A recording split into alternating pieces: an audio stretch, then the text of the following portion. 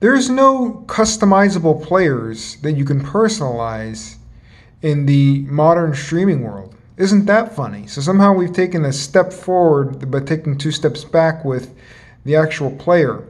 Now, to give an idea of the significance of the music media player, well, the boombox had hundreds and hundreds and hundreds of variety.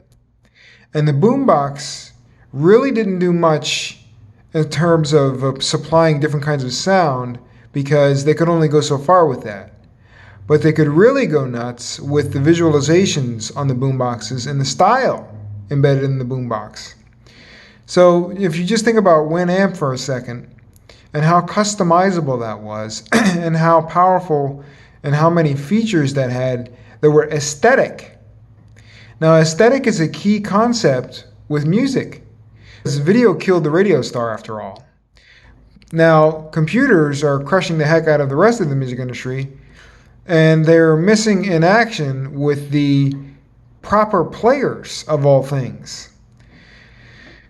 Now, if you think about something like your favorite genre or your favorite band, and what could happen with this is you have a player where the template or the skin for the player changes depending on the type of music you're listening to.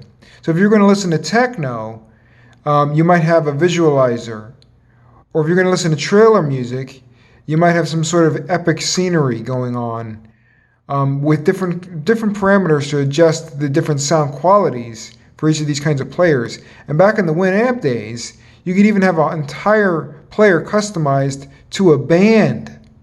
So think about a band having their own boombox released as part of their release. So it's like a double incentive for the person to be interested in the release. So this is a huge void in the market. And if you like music, I mean, everybody takes it for granted these days, so it's hard to say what's going on. But the thing with visualizers is really bugging me. YouTube doesn't have a proper visualizer, and they don't have a proper player. It's like, I want to be able to have the player look how I want it to look. I don't want it to look like YouTube. So why would you have 9 billion songs, but the player for all of them is this gross little stupid little YouTube video player? There's no frills to it. There's no art to it. So the YouTube ecosystem is missing this key component, and I only found this out just trying to actually have some interesting skin for my own research and development of my own concept, which was the stereo cell. I just wanted to have a basic ability to play a track with a transport control and a visualizer, essentially, as those two main ingredients, and maybe the ability to customize those things. But doesn't exist. It's nuts. And so all of YouTube, despite the incredible catalog that they have on their system, none of it can be played through a proper player because it all relies on the basic, I just didn't say stupid, it's just the basic no frills YouTube video player. That's not what art and music is about. It's about when your friends come over, they see this cool looking player and they say, "What the heck is that?" And you say, "Well, that's YouTube music. It's one of the themes. It's one of the skins I bought." That kind of stuff. It was the Justin Bieber's theme. So yeah, that's it. That's a pretty interesting void there, and I really am bummed that it doesn't exist. And you have to go all the way back in time, and that's another thing. Is like the whole thing now is this retro legacy looking backward.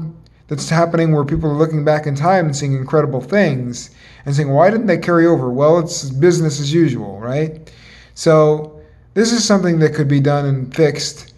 There's so much that could have been fixed on so many basic levels with the music industry, but everybody's got this mentality of, just go with what's working, and they're all running these stupid scams, and so the scams are running all these businesses, and so they don't really care about the actual meat and potatoes of what powers the business. And to them, that's just a facade, unfortunately. So that's a big trouble with business these days. But in terms of the artistic intrinsic value, the artists, we're still wanting all these things because we want them for ourselves, not just for our listeners or passerbys. So anyway, this is the thought on taking the music player back to the future.